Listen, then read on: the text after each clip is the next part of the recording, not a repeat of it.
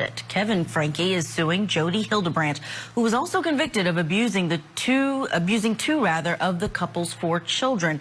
He's accusing Jodi Hildebrandt of emotional distress and negligence towards him and to his children.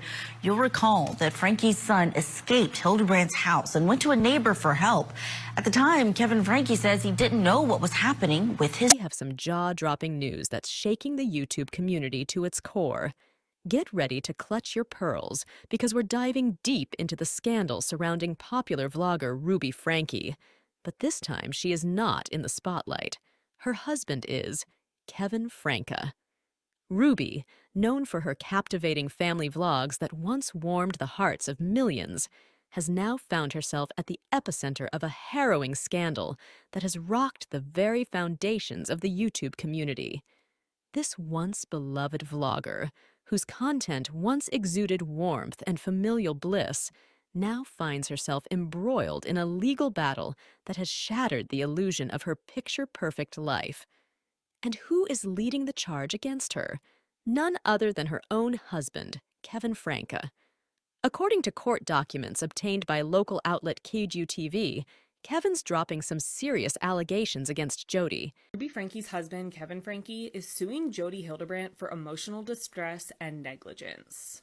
After his estranged wife and her former business partner's convictions of child abuse charges, Kevin Franke filed for guardianship of his 4 minor children, including the 2 who were abused in Jodi Hildebrandt's home, and made the harrowing escape that led to Franke and Hildebrandt's arrests. Now, Kevin Franke is suing Hildebrandt, citing emotional distress and negligence for him and his children. Based on the facts and general allegations in the complaint, the 3 causes for action from Kevin Franke and his attorneys are intentional infliction of emotional distress, negligent infliction of emotional distress, and negligence. The first cause of action regarding emotional distress alleges in part that Hildebrandt acted with reckless disregard to the probability of causing emotional distress to Kevin Franke and the children, that Kevin suffered severe and/or extreme emotional distress that was caused by Hildebrandt's conduct, and that as a result of Hildebrandt's wrongful actions and omissions, Kevin has suffered past and future economic and non-economic damages,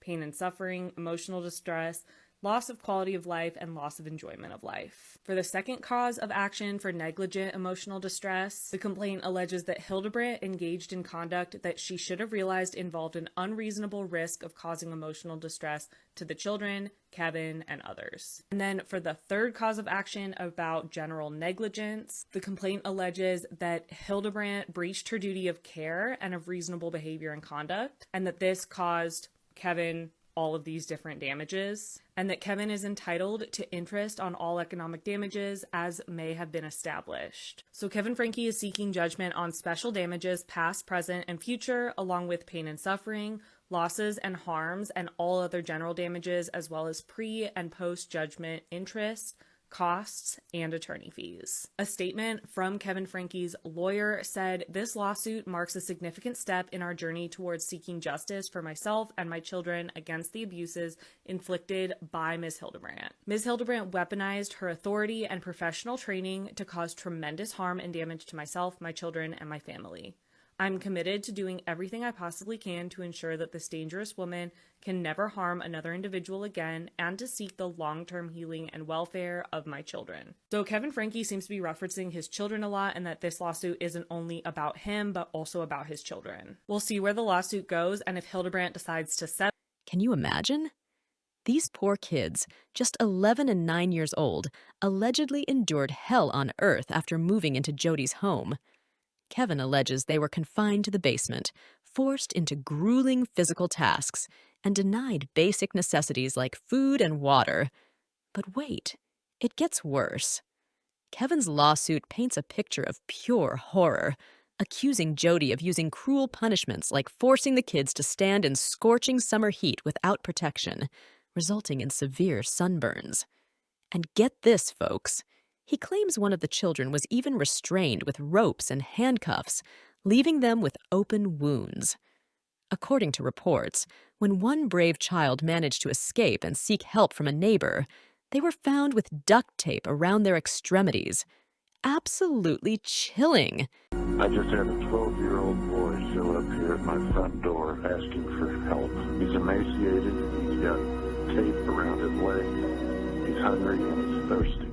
According to court documents, authorities arrived to the Ivins home to find Ruby's 10-year-old daughter described as emaciated, but more exclusive body cam confirming the whereabouts of the two middle children.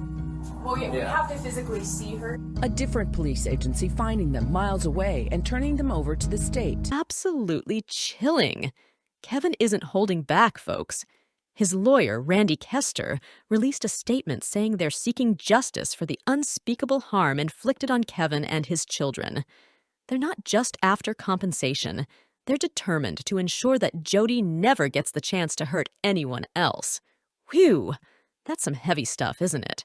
We'll be keeping a close eye on this case as it unfolds, so make sure to hit that subscribe button and ring the notification bell for all the latest updates. Until next time, stay tuned